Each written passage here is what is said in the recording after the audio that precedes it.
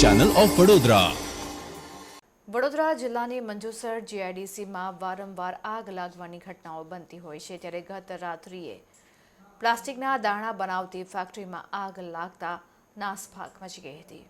મળતી માહિતી અનુસાર વડોદરાની મંજુસર જીઆઈડીસીમાં કેબી પ્લાસ્ટિક નામની ફેક્ટરી આવેલી છે, જ્યાં પ્લાસ્ટિકના ભંગારમાંથી પ્રોસેસિંગ દ્વારા પ્લાસ્ટિકના દાણા બનાવવામાં આવે છે.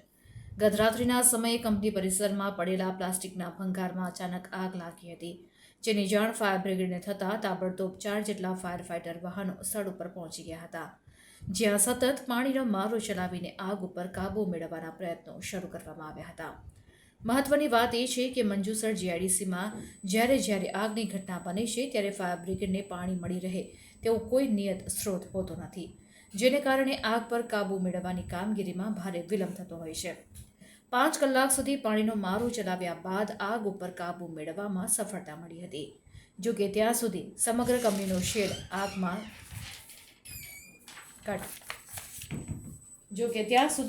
કંપનીનો શેડ આગમાં સ્વાહા થઈ ગયો હતો.